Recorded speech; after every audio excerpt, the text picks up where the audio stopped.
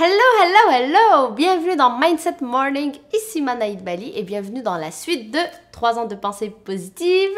Donc, si tu ne sais pas ce que c'est que ce livre, eh bien c'est un livre qui a été créé par Laetitia Birb, donc une youtubeuse, et puis c'est un journal à compléter dans lequel au fait on a une question par jour, donc tu réponds aux questions pendant une année, ensuite tu reviens sur les questions l'année suivante, ensuite tu refais les mêmes questions l'année d'après, comme ça tu regroupes 3 ans de souvenirs, 3 ans de pensée positive et 3 ans de questions qui te permettent aussi d'apprendre à mieux te connaître. Donc moi je prends le temps de partager avec toi tous les mois mes réponses, comme ça tu apprends à mieux me connaître et moi j'apprends à mieux te connaître lorsque tu prends le temps de répondre aux questions dans les commentaires et comme ça aussi je te file les questions pour que tu puisses y répondre entre toi et toi et que tu puisses apprendre à te connaître toi-même et que tu puisses aussi tout simplement avoir des souvenirs positifs et des pensées positive.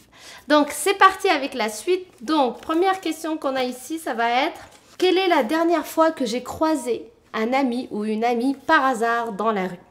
Alors, j'ai répondu, c'était à la Coupe du Monde, enfin lorsque on a gagné, lorsque la France avait gagné la Coupe du Monde, donc à Montréal j'étais. On était sur le plateau, donc c'est un quartier de Montréal dans lequel au fait il y a beaucoup d'immigrés ou d'expatriés français qui y vivent et du coup c'était la folie, c'était la fête, il y avait plein de Français dehors qui sautaient, qui chantaient, voilà, qui étaient heureux. Et j'ai rencontré dedans donc une amie à moi que ça fait en plus des mois que j'avais pas vue. Et on s'est croisés comme ça dans la foule, par hasard. Et j'adore les petits trucs comme ça.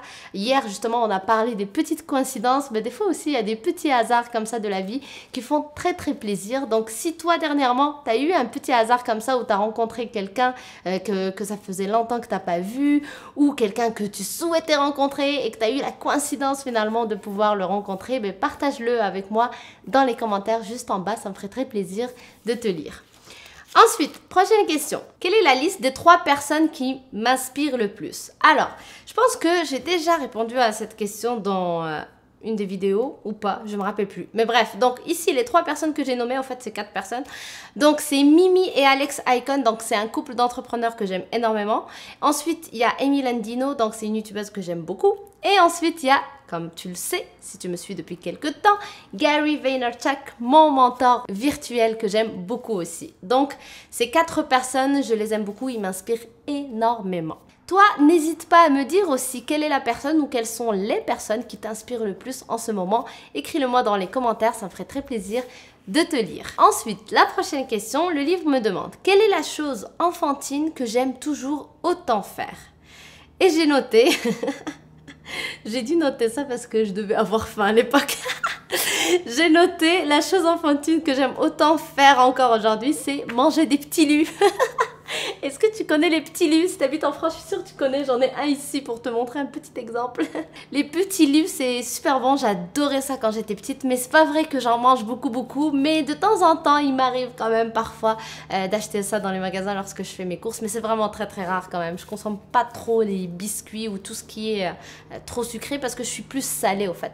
Je suis pas en train de te dire que le sucré c'est mauvais ou le salé c'est bon. C'est juste que c'est mon goût. Je suis beaucoup dans le salé que dans le sucré. Donc voilà. Mais les petits lus, mon Dieu, mais quel régal de mon enfance, j'adore. Ensuite, le livre me demande les 3 choses pour lesquelles je suis ou je pense être compétente. Alors, j'ai écrit créer du contenu. Et oui, c'est pas pour rien que je fais une vidéo par jour. Par contre, ce n'est pas inné, c'est juste de la répétition.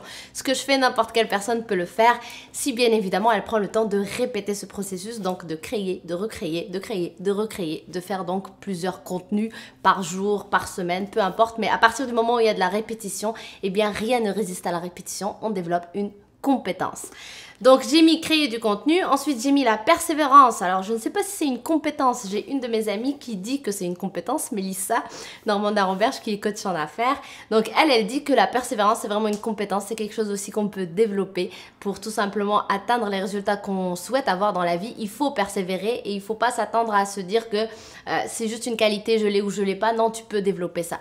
Donc j'ai mis que persévérer ça faisait partie des choses que je fais au quotidien et Dieu sait que ce n'est pas facile, je le sais aussi que tu sais que c'est pas facile, mais ça paye, c'est des choses qui nous permettent justement d'atteindre ce qu'on veut, donc je pense que ça fait juste partie du processus de la vie. Ça nous permet de gagner en expérience, en compétences et aussi tout simplement d'apprendre à être plus patient, chose je pense qui peut être très bénéfique dans une vie.